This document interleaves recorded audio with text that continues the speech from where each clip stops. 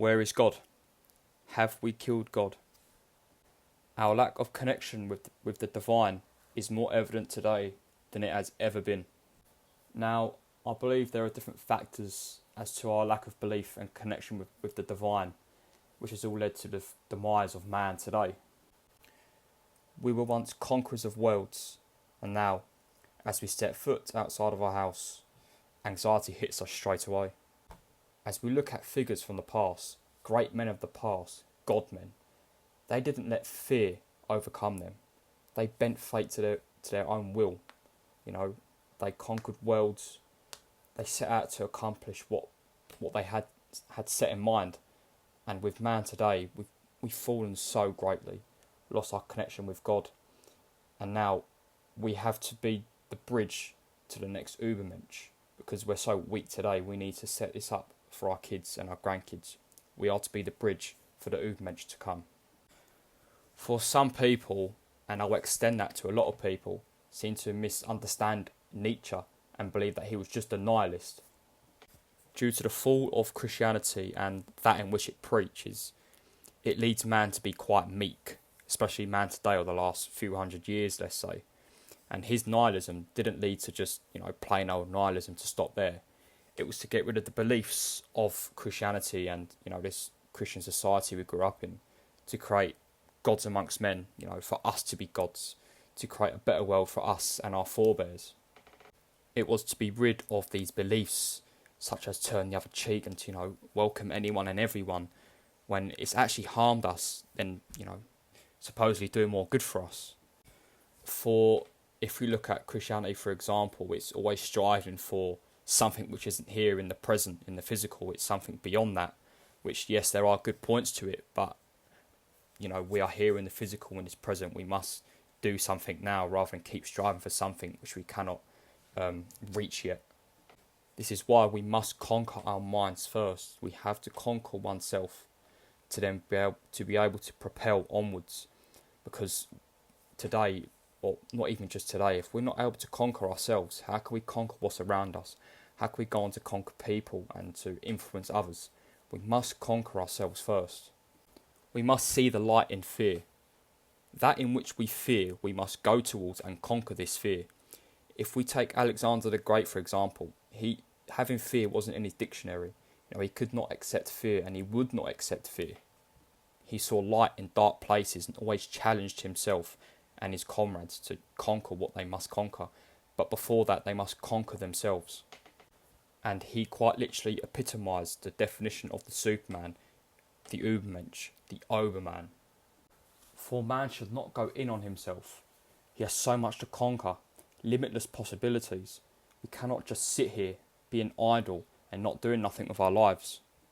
Because that is a life not worth living.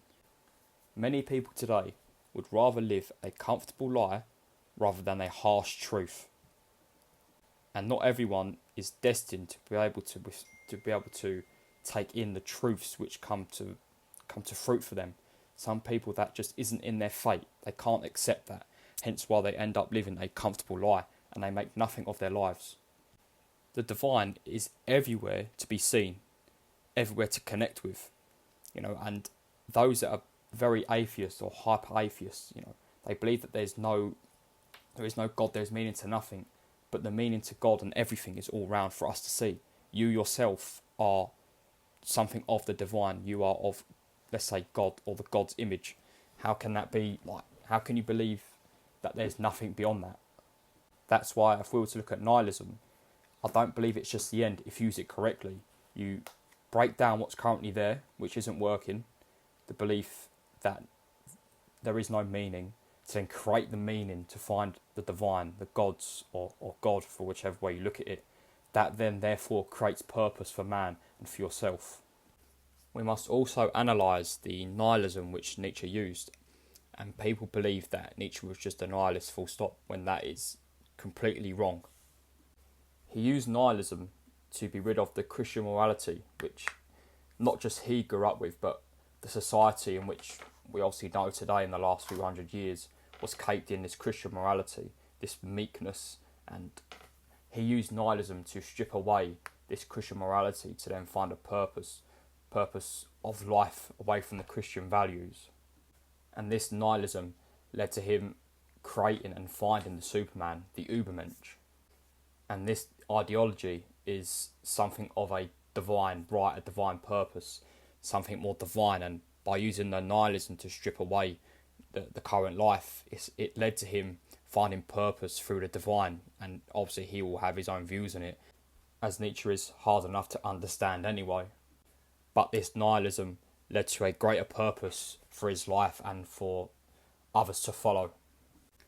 And the idea of the Superman, the Übermensch, is something which is beyond good and evil. And if we are to analyse God, God is beyond good and evil. God takes neither, well, to an extent you can say he takes neither the side of good or evil, but God is beyond, or the gods are beyond good and evil. And as we know that something is divine, how can we possibly be able to understand this thing which is divine, which exists beyond our parameters of understanding? And I believe that this reveals the divine in of itself. And the difference between atheism and nihilism is when nihilism is used correctly, it strips back what is currently there. Obviously it leads to there being no meaning or purpose, but due to this happening, in Nietzsche's sense, a purpose and or meaning finally reveals itself to you, a greater meaning, a higher meaning, something possibly from the divine. Whereas in terms of atheism, there's a belief in nothing and no attempt to actually believe in anything else.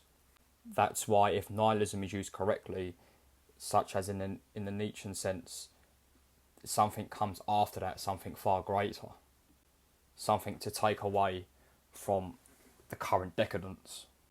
And we are so far away from communicating somewhat with the divine today.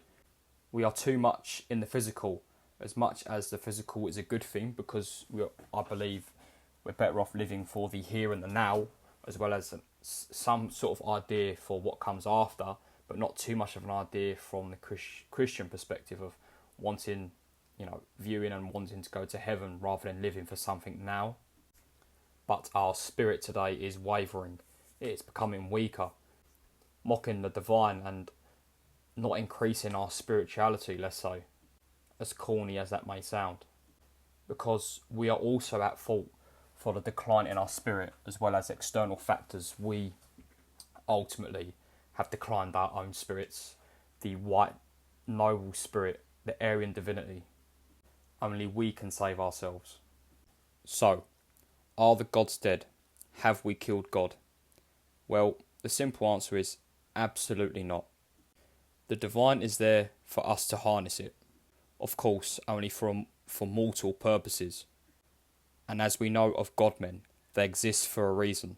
Predetermined? Perhaps. But they are gods amongst men. They show us how we can bridge the gap between men and gods. The modern man is in a crisis, but there is a way out.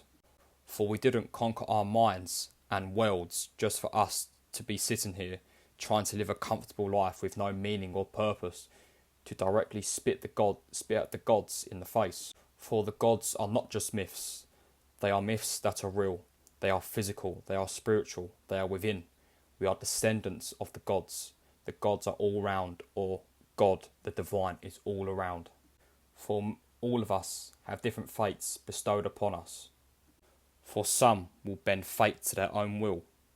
For the divine serves beyond the greater purpose in which we can possibly imagine. The Übermensch shall rise again.